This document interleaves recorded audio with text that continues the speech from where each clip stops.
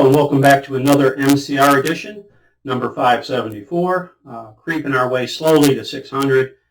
That was our ultimate goal, to get 600 videos. After that, we'll see what happens. Let us know what you think in the comments. Like, share, and subscribe on whatever platform you're watching, and that could be BitChute, most likely, YouTube, HugeTube, NewTube, Brighton, and Rumble, where we have 212 subscribers but struggle to get 3 or 4 views. So if you could help us out on Rumble, we really appreciate that. So today what I want to talk to you about is people who cut their nose off to spite their face. And what I mean by that is they vote against themselves. And I'll never understand why. I've heard it suggested that Black Americans suffer from Stockholm Syndrome. And I'm hard-pressed to say that they're wrong. If you're not familiar with Stockholm Syndrome, it's the person who's been held captive, or taken hostage, falling in love with their captors and supporting them even though it's hurting them personally. It's costing them their freedom, in fact. So let's start with the United States. Why in the world the United States would elect, and I know this is in great dispute, but for the sake of discussion, we'll just say it was a valid election, even though I don't believe that.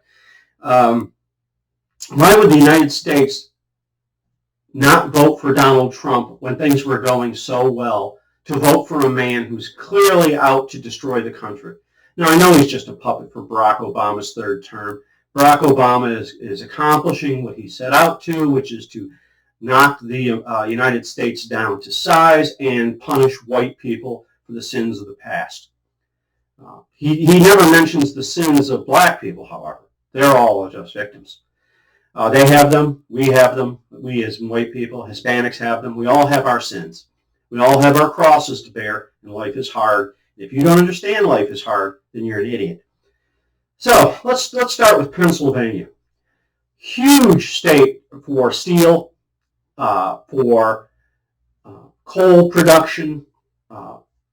That kind of thing drives their economy. But because they have a large population of idiots and lazy bums that live in Philadelphia who are brainwashed and suffer from Stockholm Syndrome, as I said before, they vote Democrat.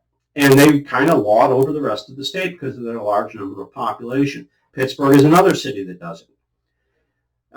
They vote against people they vote for people who want to get rid of fossil fuels, and because natural gas is big there too, and get rid of coal and go green. The problem with that is that's never going to happen. Or if it does, it will be disastrous for this country. So that's what they do. They go and vote for people like, they'll probably elect this clown Fetterman.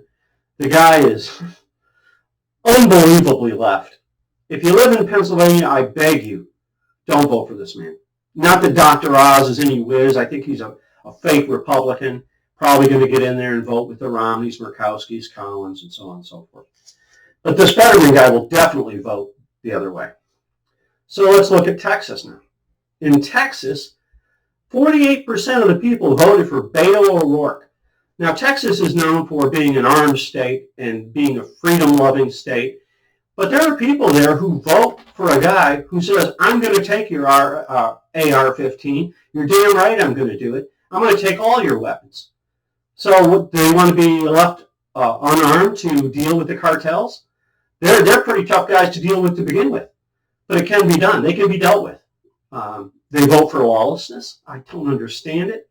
They vote for people who would end fossil fuels. A major portion of the production comes from Texas. It's an oil-rich state. They've got enough oil in Texas alone. And I don't know if you know this, but the entire population of the United States would fit into Texas. We could all live there, and it would be just fine. So I'll move on to my native state of Michigan. And for many, many years, the UAW, the United Auto Workers, for those not familiar, have voted for people who incessantly raise the fuel standards, miles per gallon, up to like 70. They're mandated to get 75 miles a gallon.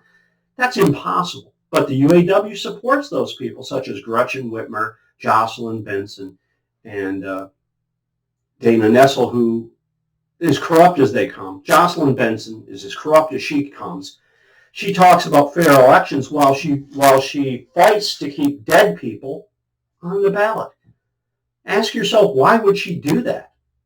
I think it's pretty common sense will tell you there's a reason why she did. It'll help them cheat. They're going to cheat in November. You better believe that. Because they are not going to give back what they have stolen. They're not planning on ever giving it back. Now, they're voting, Michigan, Gretchen Whitmer would like to make Michigan one of those mandated electric car states. She's not saying it quite yet because she wants to get elected in November. And this channel will do everything we can to see that that doesn't happen.